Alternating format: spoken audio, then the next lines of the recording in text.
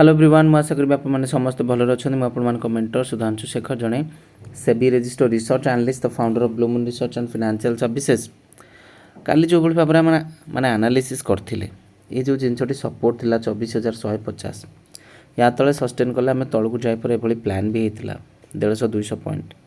देखो आम exactly 200-250 point तौक जाए मु गोटे कथा बुझीपारुनी 100% व्यक्ति इंडिया रे जो मैंने स्टॉक मार्केट को आसती से ऑप्शन ट्रेडिंग करी लॉसेस करती आपण मानक किए मना करुच्ची जो आम निजे क्लेम करुच्चे आज पर्यंत निफ्टी फ्यूचर ट्रेड रे आम गोटे लॉस करने स्विंग ट्रेडिंग ग्रुप कथा छाड़ू से तो तार पाखापाखि भी जब आप पहुँचा चाहिए आपको से नॉलेज नवा पड़ो कि आपण मैंने बुझी कहीं पारती तापर आंसर आसे sir I don't have capital माने जो व्यक्ति पाखे कैपिटल नहीं ताकू कौन भगवान गोटे स्वतंत्र लाइसेंस देइछन से कम कैपिटल कोटिपति होगा चेष्टा करिवो नॉट एट ऑल मुझे गोटे जुक्ति करे एटा अबांतर हेले सत्य आपण गोटे प्राइवेट कंपनी जॉब कर सैलरी होची 30,000 आपण आज सैटरडे जाके आपण एचआर को पचारे सर मोर नेक्स्ट रिव्यू रे माने नेक्स्ट इंक्रीमेंट रे कौन मो सैलरी 60,000 हो पार जदि सी आपण सैलरी को 60,000 करई देबे पूरा रिलैक्सेशन सहित आपको किसी स्ट्रेस मिलबनी आपण जॉब रे आपण रिलैक्स ही काम करेंगे घरे रहीकि यहाँ भी माने ऐड करछि तले आपण मते कहबे मु 10,000 20,000 50,000 टंकार स्टॉक मार्केट रे गारंटी देदेवी कहीं आप रियलिटी को बुझुना रियलिटी हूँ यहाँ स्टॉक मार्केट रे धीरे धीरे धीरे धीरे स्टॉक मार्केट को शिखा दरकार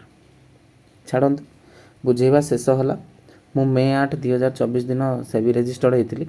आज गोटे दिन शूटिंग सारापर मु मंदिर जाऊँ भगवान को दर्शन करने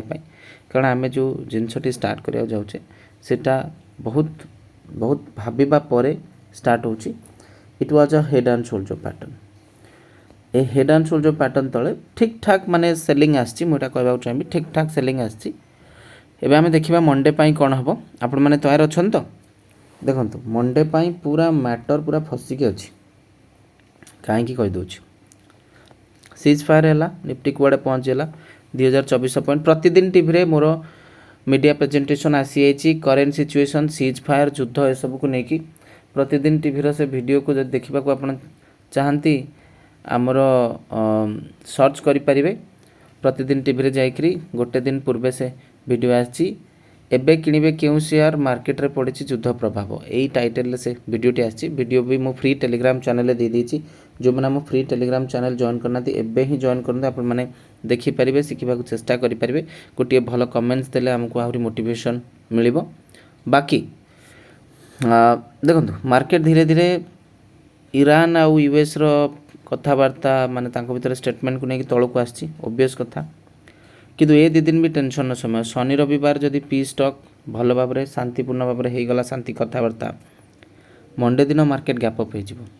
200 300 400 500 पॉइंट जहाँ भी होगा कथा हम एवं से मुझे कहबी आम कौन मेहनत करचे आम परदिन गोटे फ्यूचर नहीं से फ्यूचर क्रूड ऑयल फ्यूचर तादरे प्रॉफिट करचे से किसी कथा नहीं किंतु पी स्टॉक सक्सेसफुली यदि होउची ताले मंडे मार्केट गैप अप हो जदि भीतर किसी निष्कर्ष बाहरुनी ताले मार्केट पुणी 150-200 पॉइंट तौक आसीपे यहाँ हूँ आपण मैंने प्राइमेरीली ध्यान रखुद एवं देखा बैंक निफ्टी किंतु ता पूर्व जो मैंने आमर फ्री टेलीग्राम चैनल को एवं पर्यटन विजिट करना फ्री टेलीग्राम चैनल जमी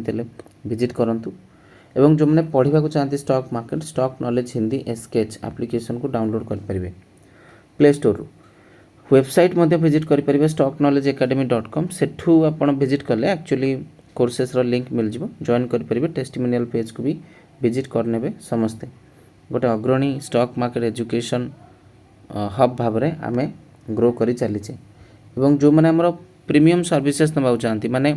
सेबी रजिस्टर्ड जो trade recommendation service swing trade intraday trade ए सबू से मैंने फ्री टेलीग्राम चैनल विजिट करी वेबसाइट मध्य विजिट करें ब्लू मून रिसर्च एनालिस्ट.com एबे हमें देखिबा